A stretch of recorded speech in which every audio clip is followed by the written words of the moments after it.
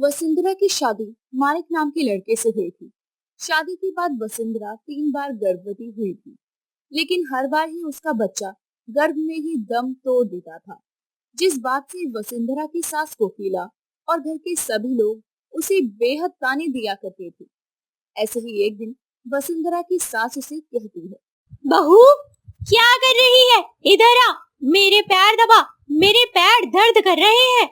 जी माँ जी, बस अभी आई। वसुंधरा काफी देर तक कोकिला के पैर दबाती रहती है। सास ससुर की सेवा करते हुए तो तुझे मौत आ जाती है। इतने साल हो गए, अभी तक माँ नहीं बन पाई। ना जाने कैसी पापन है तू कि तेरे बच्चे तेरे गर्भ में ही मर जाते हैं। अरे तेरे साथ बिहाई हुई सारी लड़कियां दो दो बच्चों की माँ हो गई हैं। माँ जी, अगर मैं माँ नहीं बन पाई तो इसमें मेरी क्या गलती है? मैं तो अपनी तरफ से पूरी कोशिश कर रही हूँ। अब भगवान को मंजूर नहीं है तो इसमें मैं क्या कर सकती हूँ? ज्यादा बकैती ना कर बहू, आ गई बात समझ में। मेरी बात कान खोल के सुन ले। अगर इस साल तूने मुझे दादी होने का सुख ना दिया तो मैं अपने बेटे की दूसरी शादी करवा दूंगी। तू जहाँ मर्जी मर फिर। वसुंधरा रोते हुए अपने कमरे में चली जाती है। वक्त गुजरता है। हर कोई वसुंधरा को माँ ना बन पाने की वजह से खरी खोटी सुनाकर चला जाया करता। ऐसे ही एक दिन वसुंधरा की तबीयत खराब हो जाती है। डॉक्टर द्वारा इलाज किए जाने पर पता चलता है कि वसुंधरा चौथी बार माँ बनने वाली है। इस बात को सुनकर घर में चारों तरफ खुशी का माहौल बन जाता है। तभी वसुंधरा का पति मानिक उसे बोलता है, देखना वसुंधरा, इस बार मैं तुम्हारा इतना ख्याल रखूंगा ना कि तुम्हें पैर जमीन पर रखने नहीं दूंगा। सच में इस बार हमारा बच्चा इस दुनिया में जरूर आएगा। जी हाँ, मैं भी यही चाहती हूँ कि मैं माँ बनूं, माँ जी को दादी और आपको पिता बनने का सुख दे सकूं। दोनों पति पत्नी बातें कर रहे होते हैं, तभी कोकिला वहाँ आ जाती है और बोलती है, देख बहू, ये तेरा आखिरी मौका है अपने आप को साबित करने का। अगर इस बार भी तू माँ नहीं बन पाई तो तुझे मेरी कही बात तो याद है ना? जरूरत ना पड़े मुझे दोबारा बताने की। इतना कहकर कोकिला वहाँ से चली जाती है। वक्त गुजरता है। वसुंधरा को 9 महीने पूरे हो जाते हैं और उसी प्रसव पीड़ा भी शुरू हो जाती है। मौसम खराब होने की वजह से वसुंधरा को अस्पताल नहीं ले जाया जाता और घर में ही उसकी डिलीवरी का फैसला लिया जाता है। कुछ देर में एक दाई माँ घर पर आती है और वसुंधरा की डिलीवरी करती है। वसुंधरा एक किन्नर बेटी को जन्म देती है। दाई माँ ये बात कोकिला को बताती है तो कोकिला माथा पीटते हुए कहती है, हे भगवान, मैं तो लुट गई, बर्बाद हो गई। हाय हाय, कैसी मनुष्य को अपने घर की बहू बना लिया। कुलक्षणी, पहले 3 बच्चों को खा गई, अब चौथा पैदा किया तो किन्नर कर दिया। समाज में कलंक कहलाएगा उसका ये बच्चा। हे भगवान, अब मैं लोगों को क्या बताऊंगी कि मेरी बहू ने एक किन्नर को पैदा किया है। नहीं नहीं, किसी को भी इस बात का पता नहीं लगना चाहिए। इस किन्नर को तो मैं आज रात ही इस दुनिया से अलविदा करवा दूंगी। रातों रात इस बात को खत्म कर दूंगी। इतना कहकर कोकिला जल्दी से वसुंधरा के पास जाती है, जहां वसुंधरा अपनी नवजन्मी किन्नर बच्ची को अपने गले से लगाए बैठी थी। तभी कोकिला उससे कहती है, अरे कुलक्षणी, शर्म नहीं आती किन्नर बेटी को पैदा करते हुए? अरे किस बात का बदला ले रही है हमारे खानदान से? इधर दे इस पाप को, इसका गला घोट के मार दूं मैं। नहीं माँ जी, मेरे बच्चे को हाथ भी मत लगाना। अरे कैसी माँ है आप? आपकी ममता को शर्म नहीं है एक बार भी ये सब बोलते हुए? किन्नर है तो क्या हुआ, बच्ची है मेरी। मैंने इसे 9 महीने अपनी कोख में पाला है। अरे डायन, अगर कोख में सांप पल रहा हो ना तो वो जहर ही उगलता है, रस नहीं उगलता। इस पाप को मैं अपने घर में कभी नहीं पनपने दूंगी। अगर इस किन्नर को तुझे पालना है तो जा दफा हो जा मेरे घर से। आज से तू मेरे लिए और मेरे बेटे के लिए मर चुकी है। कोकिला बेरहमी से वसुंधरा को घर से निकाल देती है। वसुंधरा जहाँ भी जाती, हर कोई उसे किन्नर बेटी की वजह से जलील करता। कई रातें सड़कों और फुटपाथ पर बिताने के बाद आखिरकार वसुंधरा को रहने के लिए एक छोटा सा कमरा मिल जाता है, जहां वसुंधरा अपनी बेटी को बड़ा करती है और आसपास के लोगों के घरों में काम करके अपनी बेटी का लालन पालन करती है। अपनी किन्नर बेटी का नाम वो मिष्टी रखती है और उसे पढ़ाना लिखाना भी शुरू करती है। आसपास के लोग मिष्टी को अजीब अजीब तरीकों से चिढ़ाया करते। कोई उसके आगे ताली बजाता तो कोई उसे पैसे देकर सीटी बजाता। ऐसे ही एक दिन मिष्टी इन सब से परेशान होकर घर आती है। तभी वसुंधरा उससे कहती है, मिष्टी तुम ऐसे उदास क्यों हो बेटा? माँ, मैं किन्नर हूँ तो क्या लोग मेरी इस तरह से बेकदरी करेंगे? मेरी कोई इज्जत नहीं है। मुझे कोई देखकर ताली बजाता है, कोई सीटी मारकर पैसे दिखाता है। माँ, मुझसे बर्दाश्त नहीं होता। आप मेरी माँ है माँ, मुझे पाल पोस कर बड़ा किया है आपने। आपने तो मुझसे कभी कोई भेदभाव नहीं किया। हर कोई आप जैसा क्यों नहीं होता माँ? बेटा, अगर दुनिया में हर कोई माँ बन पाता तो किसी और रिश्ते का मोल ही क्या होता? और बेटा, मैं माँ हूँ, तू मेरा हिस्सा है। तू क्या बनकर इस दुनिया में आई है, इस बात से मुझे कोई फर्क नहीं पड़ता। और हाँ, ये सच है कि तू मेरी बेटी है और तुझे अपनी पहचान बनानी है। इन लोगों को बोल कर नहीं, अपनी हस्ती ऊंची उठाकर जवाब देना है। इतना कहकर वसुंधरा अपनी बेटी को गले से लगा लेती है। वसुंधरा दिन रात मेहनत करके मिष्टी को अच्छे से पढ़ाई करवाती है और उसका मेडिकल कॉलेज में एडमिशन करवाती है। मिष्टी अपनी डॉक्टर की पढ़ाई शुरू कर देती है। और ऐसे ही एक रोज वसुंधरा के घर के बाहर किन्नरों की टोली आती है। हाय हाय, अरे हम तो जानते हैं लेकिन तो नहीं जानते। अरे कोई तेरे बेटे से शादी नहीं करेगा। भले ही तूने उसे जन्म दिया है पर कोई उसका हाथ नहीं थामेगा। हाय हाय, अरे शामिल कर दे उसे हमारी टोली में। यही है उसकी पहचान, ताली बजाना, बधाइयां लेना, नाचना गाना। हाय हाय। लक्ष्मी इतना बोल ही रही थी कि तभी वहाँ हाथों में अपनी डिग्री लिए मिष्टी आती है और बोलती है, आप लोग मुझे अपने साथ नहीं ले जा सकते, समझे आप? मुझे मेरी माँ के साथ रहने का कानूनी हक है और ये हक मुझसे कोई नहीं ले सकता। अरे माँ की ममता क्या होती है ये आप लोग अच्छे से जानते हैं। आप लोग ही बधाई देते हैं ना कि तेरा घर भरा रहे, तेरी कोख भरी रहे। फिर मेरी माँ से उसकी ममता क्यों छीन रहे हैं आप लोग? मेरी माँ की ममता का सबूत ये डिग्री है और मेरी पहचान मेरे किन्नर होने से नहीं बल्कि डॉक्टर मिष्टी से है। जी देखिए, मैं आप लोगों को कोई तकलीफ नहीं पहुंचाना चाहती, पर हम लोग ही अपनी सोच नहीं बदलेंगे तो हमारा समाज आगे कैसे बढ़ेगा? मैं आप लोगों की भावनाओं को समझती हूँ, लेकिन आप मेरी ममता को समझो। मैंने अपनी 3 औलादों को खोने के बाद मिष्टी को पाया है। वो जिस भी रूप में मुझे मिली है मुझे मंजूर है। आज समाज में हर कोई तरक्की कर रहा है तो फिर किन्नर क्यों नहीं? हमेशा नाचना गाना है और बधाई देना है, किन्नर का पेशा क्यों बना रहे? और अगर एक किन्नर मिसाल बनकर सामने आएगा तो आने वाले लाखों किन्नरों की जिंदगी सुधर जाएगी। हाय हाय वसुंधरा, तेरी बातों ने तो दिल मोह लिया लक्ष्मी का। अरे मिष्टी बेटा हमेशा खुश रहे। अरे नाचो गाओ खुशी मनाओ, हमारी मिष्टी डॉक्टर बनी है, डॉक्टर। हाय हाय। इतना कहकर लक्ष्मी और उसकी टोली वसुंधरा के घर के बाहर गाना बजाना शुरू करती है।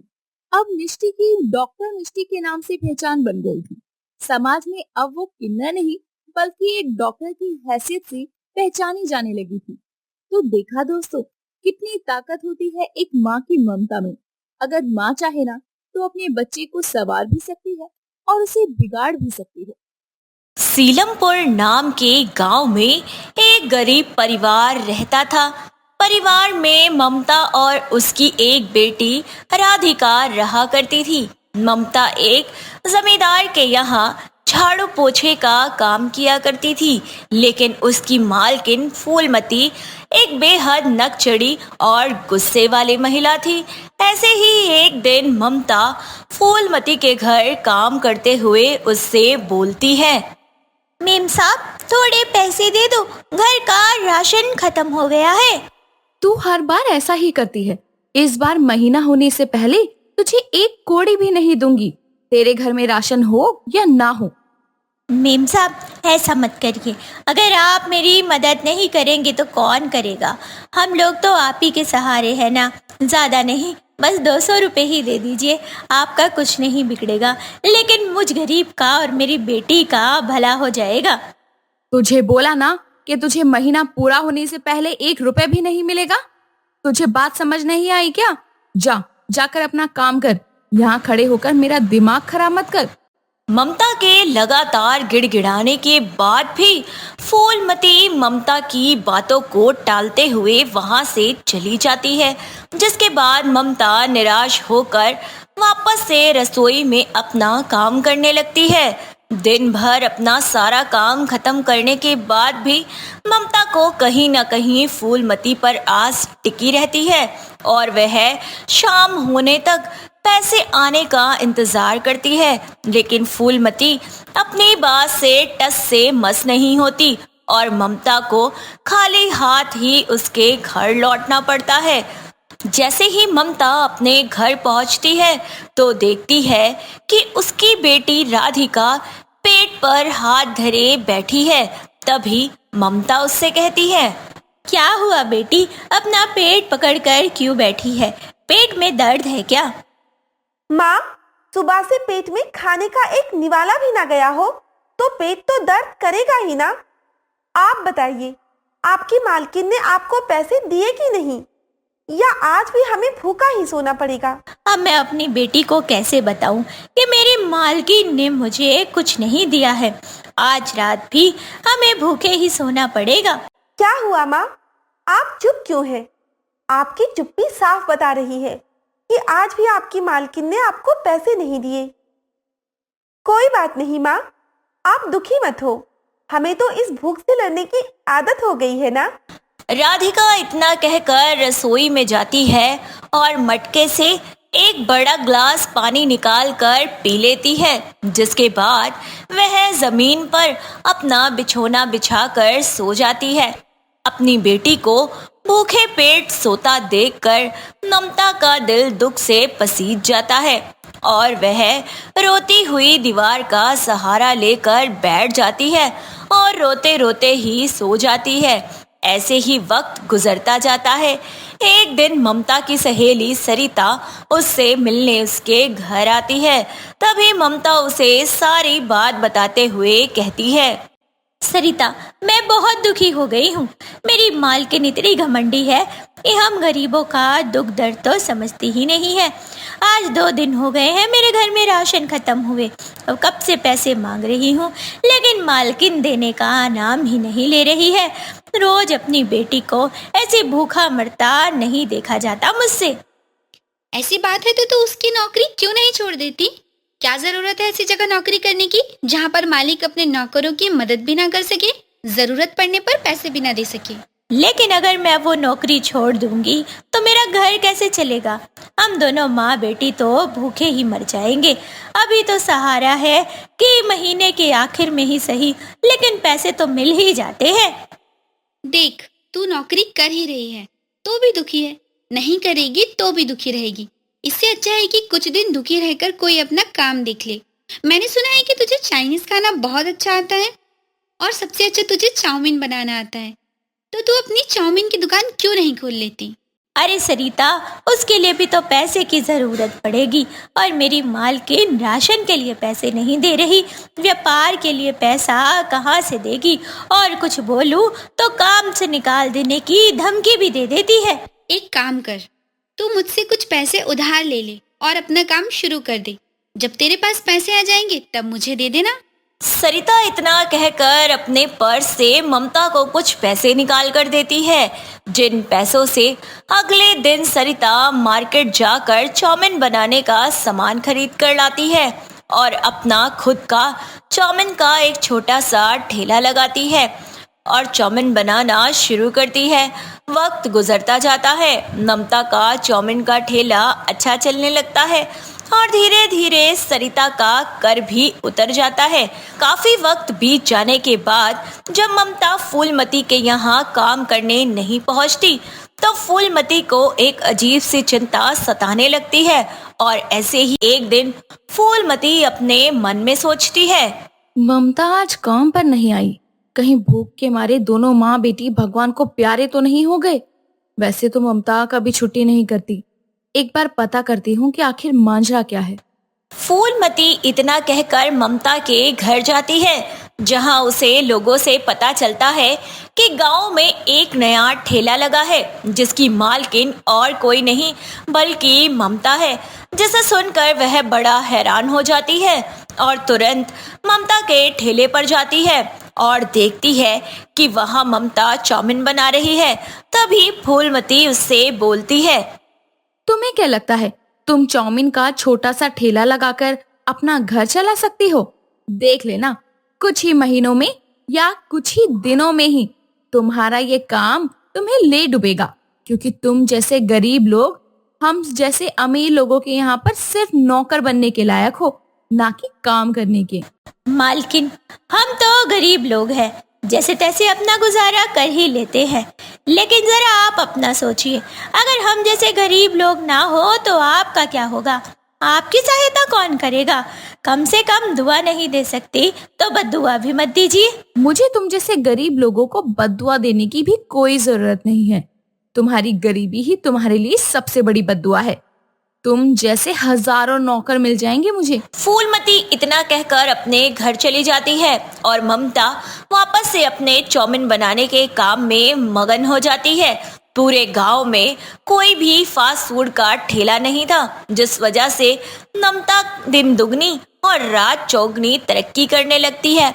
अब जो लोग ममता को गरीब और लाचार बोलकर धिक्कारा करते थे, वही लोग अब उसके हाथों की चाउमीन खाने के लिए लंबी लाइन में लगकर इंतजार करने लगते हैं। वही दूसरी तरफ जब फूलमती को सारा काम खुद से करना पड़ता है तो उसे अपनी गलती का एहसास होने लगता है। साथ ही फूलमती को ममता की अहमियत का भी पता चल जाता है। ऐसे ही एक दिन फूलमती ममता के पास जाती है और कहती है, ममता, मुझे माफ कर दो। मैंने कभी भी तुम्हारी कदर नहीं की, हमेशा तुझे उल्टा सीधा बोला सुनाया, कभी भी तुझे वक्त पर पैसे नहीं दिए, कभी तुझे सहारा नहीं दिया। ममता, मुझे माफ कर दी। मालकिन, ये सब आपकी वजह से ही तो हुआ है। अगर आप उस दिन मुझे ऐसे जलील ना करती और मुझे काम से निकाल देने की धमकी ना देती तो मुझे कैसे पता चलता कि क्या अच्छा है और क्या बुरा। और फिर सरिता मेरी जिंदगी में आई और उसने भी एक नया उजाला दिखाया मुझे, वरना मैं तो हमेशा खुद को एक नौकरानी के भेस में ही देखती रहती। मुझे कभी नया रास्ता मिलता ही नहीं। आपका बहुत बहुत धन्यवाद मालकिन। आज मैं जो भी बन पाई हूँ आपके और सरिता की मेहरबानी से ही बन पाई हूँ। ममता की बात सुनकर फूलवती मुस्कुरा देती है। तभी वहाँ सरिता भी आ जाती है, जिसके बाद फूलमती और सरिता दोनों ही बैठकर ममता के हाथ की बनी चाउमीन का मजा लेते हैं। तो दोस्तों, कैसी लगी आपको हमारी ये गरीब चाउमीन वाले की कहानी? आपको कौन सा फास्ट फूड खाना सबसे ज्यादा पसंद है? हमें कमेंट्स में बताएं और बताते रहें कि आप अपनी गॉसिप के लिए कैसी कहानियां देखना पसंद करेंगे। नीरजा एक पिज़्ज़ा की दुकान पर साफ सफाई का काम किया करती थी। दुकान का मालिक मोहन बहुत ही कंजूस और लालची किस्म का था। ऐसे ही एक दिन नीरजा की तबीयत खराब होती है और उससे सफाई करते हुए गलती से एक शीशे का ग्लास टूट जाता है, जिस पर मोहन चिल्लाते हुए बोलता है, ये क्या किया तूने? अरे इतना महंगा गिलास तोड़ दिया। इतनी तेरी औकात नहीं जितनी इस गिलास की कीमत थी। साहब मुझे माफ कर दो, अब से ऐसा कुछ नहीं होगा, इस बार मुझे माफ कर दो। माफ क्या, इस महीने की सारी तनख्वाह काट दूंगा तेरी। आ गई बात समझ?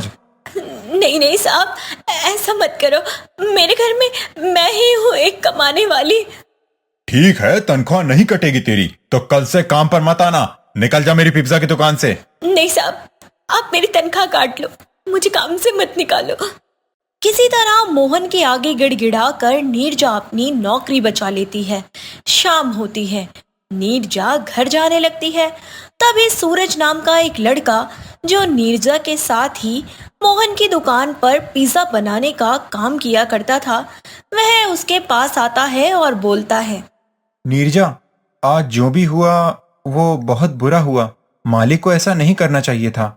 खैर वो सब छोड़ो, ये पिज्जा लो, तुम्हारी माँ और छोटी बहन के लिए। और हाँ, ये गुलाब जामुन मेरी माँ ने बनाए थे, तो मैं तुम्हारे लिए भी लाया हूँ। ले जाओ और आराम से खा लेना। तुम्हारा बहुत बहुत शुक्रिया सूरज। इतना कहकर नीरजा सूरज का दिया हुआ पिज्जा और गुलाब जामुन लेकर घर आ जाती है और अपनी माँ कमला और छोटी बहन पीहू दोनों को खाने के लिए देती है। पीहू एक कोर गुलाब जामुन और एक कोर पिज्जा खाती है। उसे ऐसा करता देख नीरजा बोलती है, अरे पीहू, ये क्या कर रही हो तुम? इन दोनों को मिलाकर क्यों खा रही हो? ऐसे तो ना तुम्हें पिज्जा का मजा आएगा और ना ही गुलाब जामुन का मजा आएगा। अरे वही तो दीदी, आप समझ नहीं रही हैं। मैं एक नया स्वाद बनाकर खा रही हूँ। अरे लोग तो दही जलेबी खाते हैं, नमकीन के साथ ब्रेड खाते हैं, सुना ही होगा आपने। तो मैं भी पिज्जा के साथ गुलाब जामुन खा रही हूँ।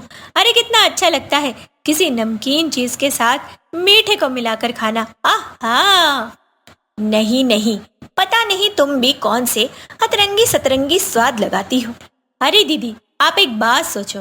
अरे आप पिज्जा की दुकान पर काम करती हो, सारा दिन लोग वही बोरिंग से पिज्जा खाते रहते हैं। आपने कभी सुना है गुलाब जामुन पिज्जा? सोचो, अगर गुलाब जामुन पिज्जा होगा तो कितना मजा आएगा। उसमें पिज्जा का भी मजा होगा और गुलाब जामुन का भी। अरे दीदी, मेरी बात मानो तो साफ सफाई के काम को छोड़ छाड़ कर ना तुम पिज्जा बनाना सीख लो और फिर तुम मेरे लिए गुलाब जामुन पिज्जा बनाना। नीरजा पीहू की बात को बड़े गौर के साथ सुनती है और काफी सोचने के बाद मन ही मन सोचती है, पीहू कुछ गलत भी नहीं कह रही। एक बार ऐसा कुछ बनाकर भी ट्राई करना चाहिए कि स्वाद कैसा होता है। अगले दिन रोज की तरह तैयार होकर नीरजा अपने काम के लिए निकल जाती है, जहां वो पीहू की कही बात के बारे में सूरज को बताती है, जिसे सुनकर सूरज बोलता है, वैसे सच कहूँ तो नीरजा, मुझे भी ये आइडिया बहुत अच्छा लगा।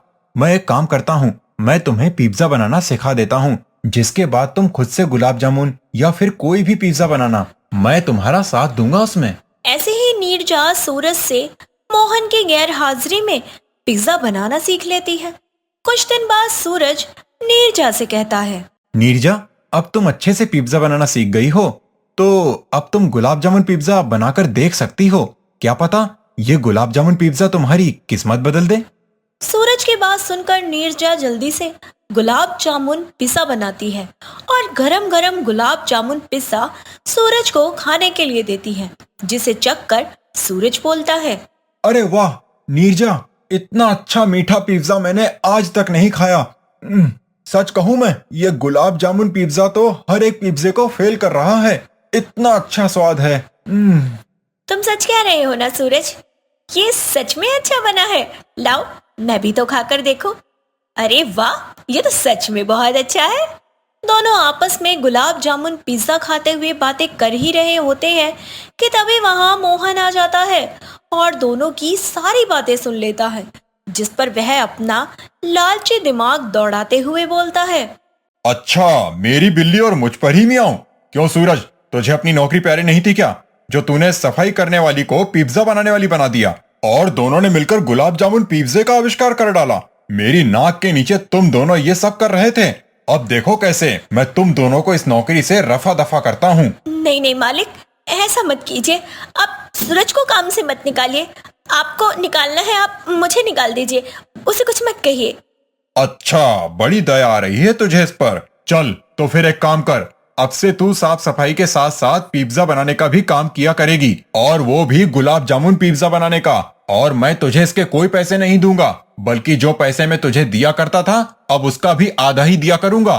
इतना बोलकर मोहन चला जाता है। तभी सूरज कहता है, ये तुमने क्या किया?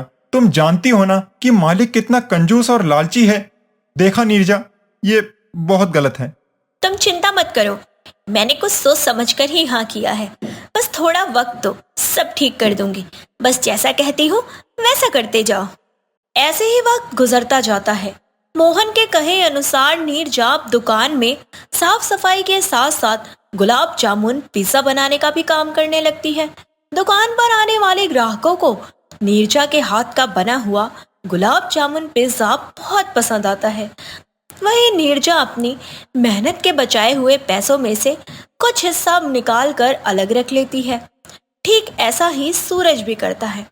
कुछ महीनों बाद दोनों के पास कुछ पैसे जमा हो जाते हैं और नीरजा बोलती है, सूरज, अब हमारे पास इतना पैसा जमा हो गया है कि हम दोनों मिलकर अपना गरीब गुलाब जामुन वाली पिज्जा के नाम से एक ठेला लगा सके। अब हमें मालिक के आगे गिड़गिड़ाने की जरूरत नहीं है। हाँ नीरजा, मैं साथ देने के लिए पूरे तरीके से तैयार हूँ। तुम बस बताओ कि मुझे क्या करना है और कैसे करना है। सूरज की बात सुनकर नीरजा मुस्कुराने लगती है, जिसके बाद दोनों मोहन के यहाँ से काम छोड़ देते हैं और अपने बचत किए हुए पैसों से गरीब गुलाब जामुन पिज्जा वाली के नाम से एक ठेला लगाते हैं। गुलाब जामुन पिज्जा का नाम सुनते ही लोगों में बहुत उत्सुकता बन जाती है। हर कोई नीरजा के ठेले पर गुलाब जामुन पिज्जा ट्राई करने के लिए आने लगता है और एक ही बार में नीरजा के हाथ के बने गुलाब जामुन पिज्जा का फैन हो जाता है। दूसरी तरफ मोहन की दुकान पर दूसरे कुक जो गुलाब जामुन पिज्जा बनाते थे, उनके हाथों में वह स्वाद नहीं होता जो नीरजा के हाथों में था, जिस वजह से उसकी दुकान का धंधा एकदम मंदा पड़ जाता है और वह खुद से बोलता है, हे भगवान, मुझे माफ कर दे। मैंने अपने लालच में अंधे होकर नीरजा और सूरज के साथ बहुत गलत किया। मुझे उनके साथ ऐसा नहीं करना चाहिए था। आज मुझे अपने लालच की सजा मिल रही है। अब मेरी पिज्जा की दुकान पर सिवाय मक्खियों के कुछ भी नहीं। जहां एक तरफ मोहन पछतावे में था, वहीं दूसरी तरफ नीरजा और सूरज का गरीब गुलाब जामुन वाली पिज्जा का ठेला अब एक दुकान में परिवर्तित हो चुका था। दोनों के पास अब अच्छे पैसे आ गए थे, जिससे दोनों ने अपने लिए घर भी खरीद लिया था। दोनों के हालात पहले से काफी सुधर गए थे। थोड़े ही दिनों में नीरजा का गुलाब जामुन पिज्जा हर किसी का पसंदीदा बन जाता है। ऐसे ही एक दिन मोहन नीरजा की दुकान पर आता है और उससे माफी मांगता है, जिस पर नीरजा बोलती है, मालिक, आपको याद है ना, एक दिन आपकी दुकान पर मुझसे एक ग्लास टूट गया था और आपने कहा था कि उस ग्लास की औकात मुझसे कहीं ज्यादा है। आज देख लीजिए मालिक, किसकी औकात कितनी ज्यादा है। मालिक, किसी चीज की कीमत क्या है, ये उसका हुनर बताता है या फिर उसे इस्तेमाल करने वाला बनाता है। बस एक छोटी सी कोशिश ने मुझे और सूरज को क्या से क्या बना दिया। मेरा गरीब गुलाब जामुन वाली का पिज्जा आज हर किसी का पसंदीदा बन चुका है। तो बताइए मालिक, किसकी औकात ज्यादा है, दुकान में रखे आपके उन बर्तनों की या फिर मेरी। नीरजा, मुझे माफ कर दो। मैं अपने लालच में अंधा हो चुका था। मैं तुमसे जितनी भी माफी मांगू कम है। हो सके तो मुझे माफ कर देना। अरे मालिक, कोई बात नहीं, हमने भी आपका नमक खाया है। इतना छोटा दिल नहीं है नीरजा का। मैं आपको माफ करती हूँ। चलिए, बाकी बातें जाने दीजिए। अन भला तो सब भला। बैठो, आज मैं आपको अपने हाथों का बना हुआ रबड़ी गुलाब जामुन पिज्जा खिलाती हूँ। इतना कहकर नीरजा मोहन को अपने हाथों का बनाया हुआ रबड़ी गुलाब जामुन पिज्जा खिलाती है, जिसे खाकर वह उसकी तारीफ करते नहीं थकता। ऐसे ही नीरजा और सूरज आए दिन मिलकर कुछ ना कुछ नया पिज्जा बनाकर लोगों तक अपने हाथ का स्वाद पहुंचाते रहते हैं और अपनी जिंदगी खुशी खुशी बिताने लगते हैं।